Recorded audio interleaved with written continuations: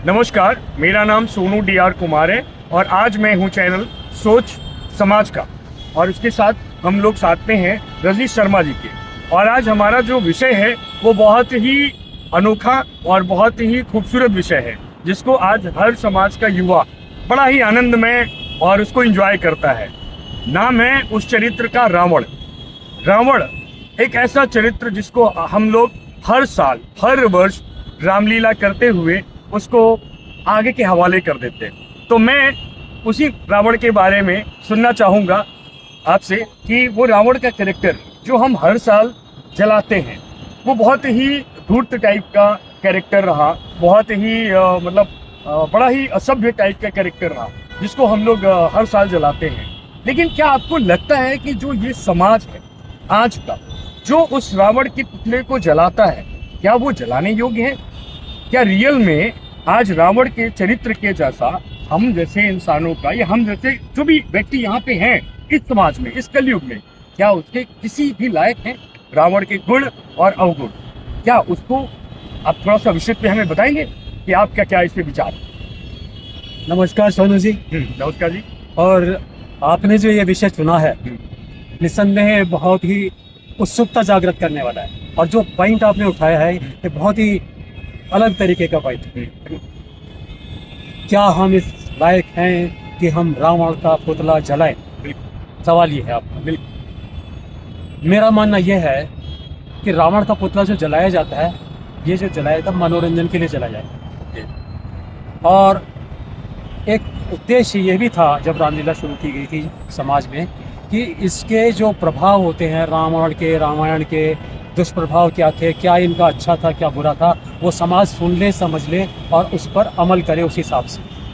इसलिए रावण का पुतला रामलीला की जाती थी या रावण का पुतला जलाया जाता। देखो अंत ऐसा होता है।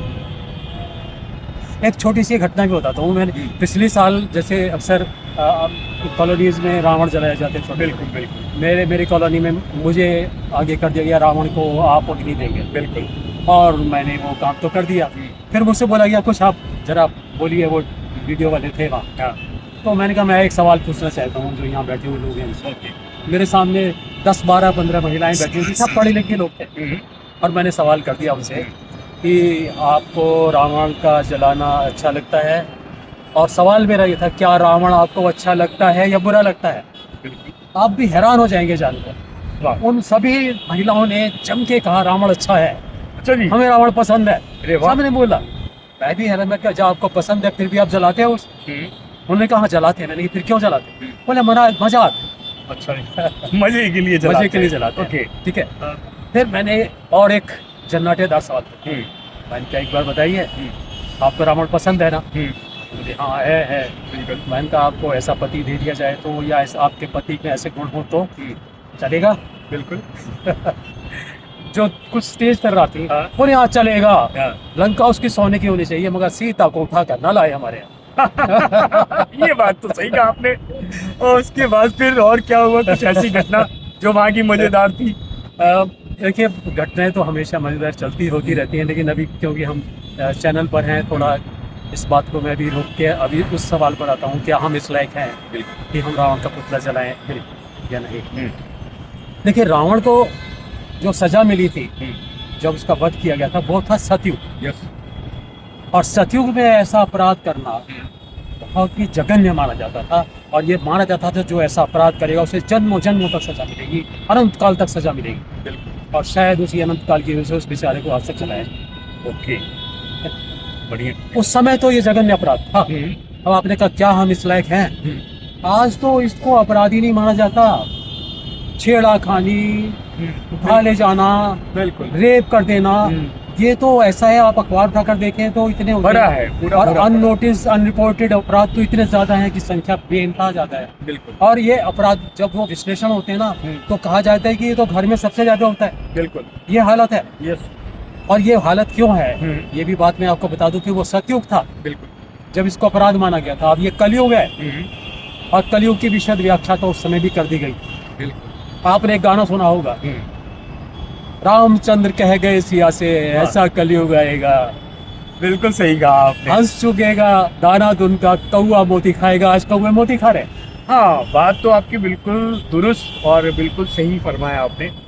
मैं एक चीज़ और बोलना चाहता हूँ कि मैंने देखा है अक्सर जब भी दशहरा आता है तो घर घर के बालक बच्चे जो है ना वो रावण के पुतले को बनाते हैं और वो पार्कों में ले जाके जलाते हैं। तो मुझे ऐसा लगता है कि क्या वो पुतला जो जला रहे हैं उनको रावण का चरित्र पता है? मुझे लगता है कि ये घर वालों की जिम्मेदारी होनी चाहिए कि रावण के पुतले को जलाने के लिए एक एंजॉयमेंट, एक पार्टी टाइप का हो गया है, एक कल्चर हो गया है कि मोहल्ले में 4 बच्चे इकट्ठा हो गए, बर्थडे की तरह, जैसे बर्थडे का केक कट रहा है वैसे उस रावण के पुतले को जलाते हैं। तो आप ऐसे जो बच्चे हैं या वो परिवार हैं जो अभिन्न हैं उनको आप क्या मैसेज ऐसा देना चाहेंगे कि रावण का पुतला तो जलाइए, लेकिन जलाने के साथ साथ आप अपने अंतरात्मा में उस पुतले को जलाया जा रहा है जो दंड के स्वरूप उसको जो श्राप मिला, जैसा आपने बताया कि सतयुग में ऐसा श्राप होता था कि जो कई जन्मों तक उसको भुगतना पड़ता, जिसकी वजह से आज भी हम रावण को जलाते हैं। तो आप ऐसा क्या संदेश देना चाहेंगे कि जिससे घर में बड़े बुजुर्गों के साथ साथ आज की युवा पीढ़ी और आज के बच्चे वो भी रावण के चरित्र को समझे कि रावण के पुतले को केवल जलाना ही नहीं, उसके चरित्र को समझिए और उसके कुछ गुण जो आपको लगता है कि उसमें गुण भी थे, क्योंकि अवगुण जहां तक मुझे पता है शायद वो सीता जी को उठाया था, शायद वही अवगुण था एक जो अभी तक मुझे समझ में जो सबसे बड़ा महापाप, लेकिन उसके बाद भी उसे कोई वैसा पाप तो नहीं किया।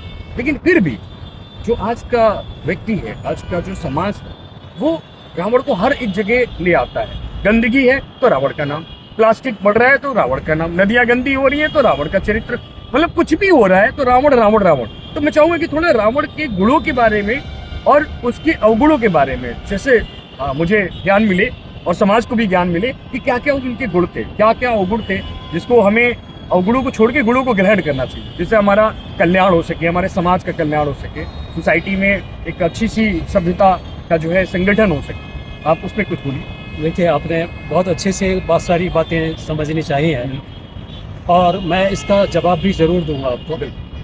जब वो सवाल हो रहा था, आपने पूछा था और भी कुछ ऐसी विशेष बात हुई थी। उन्होंने कहा कि वो बोलना है तो बोलना है, तो मैंने कहा देखिए, जो आपने रावण आज जलाया है इसका एक बहुत बड़ा संदेश है। एक लाइन में बोलता हूँ मैं आपको, आप ही सुन लीजिए वो जवाब मेरा। मैंने कहा था इस सबके पीछे, जो रावण को जलाने रामायण के सबके पीछे जो सबसे बड़ा संदेश है मेरी नज़र में, वो ये है कि हमें लक्ष्मण रेखा नहीं लांघनी चाहिए। लक्ष्मण रेखा हमारी ज़िंदगी में बहुत तरीके की आती है, वो अवसर पर अलग अलग अवसरों पर अलग अलग लक्ष्मण रेखाएं, बिल्कुल। और उस लक्ष्मण रेखा को नहीं लांघने का समझ अगर हमें आ जाए तो हमारा समाज सुधर जाए। राइट।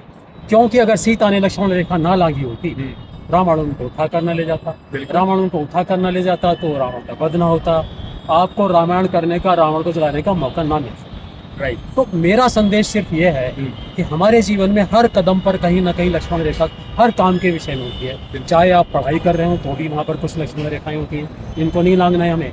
जैसा कि देखा गया है आज के स्टूडेंट हर वक्त लक्ष्मण रेखाएं लांघता है। तो आप आज का जो युवा पीढ़ी है वो क्योंकि शास्त्र पढ़ता नहीं है, ज्ञान लेता नहीं है, और ज्ञान लेना भी चाहता है तो बहुत सारे चैनल हैं, टीवीज हैं, उन पे ना बड़ा मोड़ तोड़ के रोमांटिक तरीके से जो आज का कलयुगी समाज है उसके हिसाब से चीजों को परोसता है, ठीक है ना। तो आप जरा इसको विस्मृत बताइए कि ये लक्ष्मण रेखा को कैसे आज की युवा पीढ़ी समझे, कि लक्ष्मण रेखा को कुछ शब्दों में ऐसा परिभाषित करिए कि आसानी भाषा में जो समझ में आ सके बच्चों को, कि लक्ष्मण रेखा का मीनिंग क्या होना चाहिए, या आज का समाज का वो लक्ष्मण रेखा उस युग में था, आज के युग में लक्ष्मण रेखा का हम कैसे प्रभाषित कर सकते हैं या कैसे उसको समझ सकते हैं। देखिए, जो आपने कहा है शायद ये इतना कठिन विषय नहीं है लक्ष्मण रेखा को समझना। जरूरी नहीं कि वो लक्ष्मण के द्वारा खींची गई रेखा ही हो। बिल्कुल। लक्ष्मण रेखा का मतलब है डिसिप्लिन में रहना। लक्ष्मण रेखा का मतलब है डिसिप्लिन में रहना, अनुशासन में रहना। राइट। और हर व्यक्ति की अनुशासन की सीमा होती है, चाहे घर में गृहिणी के अनुशासन हो, चाहे सास बहू के बीच में अनुशासन हो, चाहे विद्यार्थी और स्टूडेंट के और शिक्षक के बीच में अनुशासन हो, अपनी किताबों के और उनसे ज्ञान लेने के विषय में अनुशासन हो, आप जब सड़क पर चल रहे हैं तो अनुशासन हो, आप जब नौकरी कर रहे हैं तो अनुशासन हो, जब आप खजांची की पोस्ट पर बैठे तो अनुशासन हो, जब आप देश में नेतृत्व करने जा रहे हैं तब अनुशासन हो, पुलिस की सिपाही है तो अनुशासन हो। तो अनुशासन में रहना ही एक मात्र लक्ष्मण रेखा है और इसको सब समझते हैं। इसके लिए कोई अलग से यूनिवर्सिटी बनाने की जरूरत नहीं है। बिल्कुल सही कहा, यूनिवर्सिटी बनाने की जरूरत नहीं, लेकिन जैसा देखता हूँ समाज में, घूमता रहता हूँ मैं, भारत भ्रमण करता रहता हूँ, तो मैंने देखा है कि बच्चों को वो संस्कृत वाले जो शब्द होते हैं ना, वो समझ में नहीं आते। इसलिए मैंने कहा, और आई थिंक मुझे लगता है कि आप सभी को भी बातें समझ में आई होगी।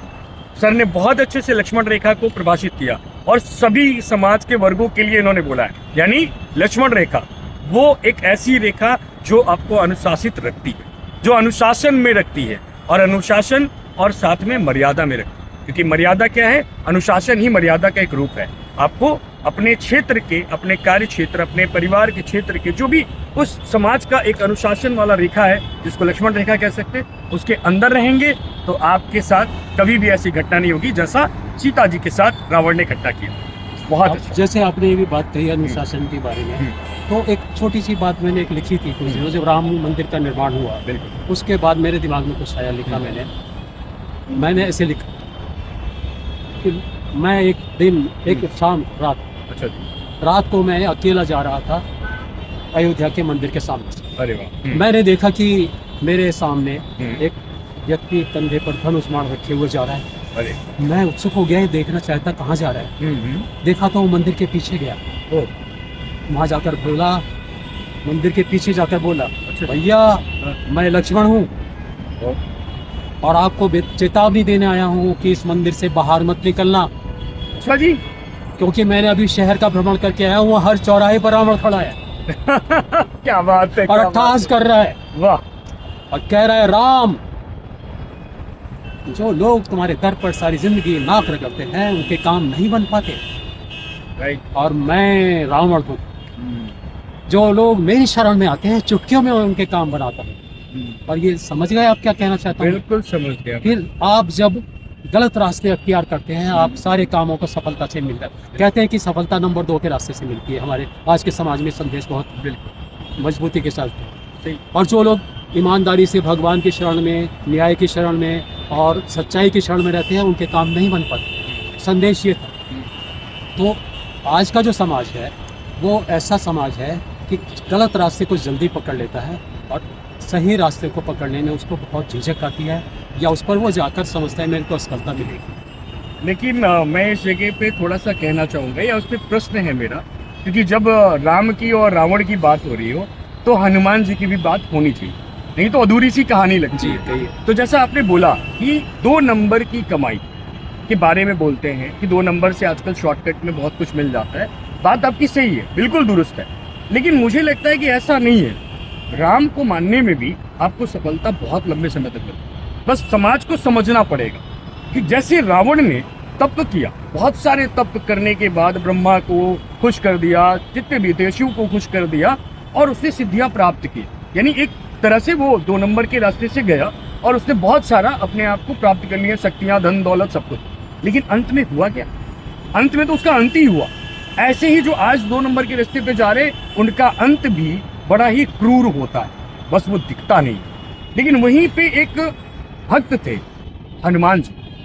हनुमान जी भी एक राम जी के भक्त थे जो आज भी जीवित है, ऐसा बोला जाता है। तो ये है 1 नंबर और सच्चाई के पथ पे चलने का जो फल मिलता है ना, वो बहुत ही महत्वपूर्ण मिलता है। थोड़ा इस पे आपके हम 2 शब्द सुनना चाहेंगे कि हनुमान जी भी भक्त है, उन्होंने प्रार्थना की और वो सत्य के मार्ग पे चले। उन्होंने 2 नंबर का पैटर्न नहीं पकड़ा, वो 1 नंबर के पैटर्न पे चले। जैसा बोला गया, अनुशासन में रहते हुए उन्होंने सारे कार्य को किया। युद्ध को जीतना हो, लंका जाना हो, सारी चीजें किया। रावण ने अनुशासन भी, हाँ, लेकिन अनुशासन विहीन होकर के जबरदस्त शक्तियों को प्राप्त किया, तो उसका अंत हुआ जैसे 2 नंबर का रास्ता और 1 नंबर का। तो इस पे थोड़े से 2 शब्द। देखिए, बात आपकी बहुत ही दुरुस्त है। जैसे आपने कहना चाहे कि सच्चाई का रास्ता एक ऐसा रास्ता होता है जो लंबे समय तक बिल्कुल निश्चित सफलता देता है, या लंबे समय के बाद। बिल्कुल। लेकिन आज लोग शॉर्टकट लेना चाहते हैं। ठीक है, अब आप बताइए, 2 बातें अभी बोलूँगा मैं आपके सामने। बिल्कुल। पहला तो मैं अभी हनुमान जी के बारे में बोलूँ, ठीक है। उससे पहले मैं एक बात बताऊँ कि वो रावण जो इतना शक्तिशाली था, बिल्कुल, उसे तुलसीदास जी ने इतनी शक्तियाँ, इतना समर्थ, इतना संपन्न, इतना गुणवान, इतना ज्ञानी, सब कुछ बनाया, बिल्कुल बनाया, बताया कि वो ऐसा था। बिल्कुल। ठीक है, देखा जाए तो उसका हीरो की तरह से उसको स्थापित किया। बिल्कुल उसके अंदर बहुत महिमा थी, बिल्कुल। लेकिन हम उसे महिमा मंडित नहीं करते। हम्म, और एक छोटे से दुर्गुण की वजह से ही इसका सब कुछ खत्म हो गया, बिल्कुल अहंकार। राइट। ठीक है, ये भी बताया उन्होंने तुलसीदास जी ने। और अभी ये चीज़ है, और वो ही रावण जिसके अंदर इतने ज्ञान थे, इतना सब कुछ था। और अभी आपने कहा कि हम हर साल उसे जलाते हैं। अगर वो रावण आज होता, आज के समय में क्या चरित्र होता उस रावण का? नहीं। मैं कहता हूँ वो क्या करता। जितने भी पुतले जलाने वाले हैं ना, उनके सब पे ऊपर मानहानि का दावा कर देता, राइट करता, बिल्कुल करता, मानहानि का दावा कर देता। बिल्कुल दुरुस्त। ठीक है, हाँ पुतले जलाना तो दूर, हाँ, सब झुककर सलाम करते उसे, बिल्कुल डर सही, जाते, बिल्कुल उसकी सही, शरण में आते। बिल्कुल सही है, आज के ज़माने में अगर होता बिल्कुल सही। तो ये जो समाज है वो इन तरह से चलता है। अब आपने कहा था हनुमान जी को इतना आज तक जीवित है, इस बात का वरदान मिल गया। सच बात तो ये है कि भगवान को छुप कर रहना पड़ता है, आपको मालूम है, कभी हाँ, सामने नहीं आते। बिल्कुल हनुमान जी भी सामने नहीं आते हैं। बिल्कुल। ये इतना गंदा समाज है, ऐसे विचारों वाला समाज है। अगर वो भगवान हनुमान सर्वशक्तिमान भी अगर आ जाएं हमारे सामने, तो हम कहेंगे भैया अच्छे से कपड़े पहनकर निकलो सड़क पर। सही कह रहे हैं, हंसी का पात्र ही बन बनेंगे, जाएंगे। इसलिए वो छुपके ये- रहते हैं। और वो वरदान है जरूर, कहीं ना कहीं शक्तिमान है जरूर, हम भी उससे सब प्रार्थना करते हैं। लेकिन समाज इतना इन्होंने विचारों वाला है कि किसी की इज्जत करता नहीं है। इज्जत उसी की करता है जो सूट टाई पैंट पहन कर आता है, चमकती गाड़ियों में से निकलता है, जिसके पास पैसा।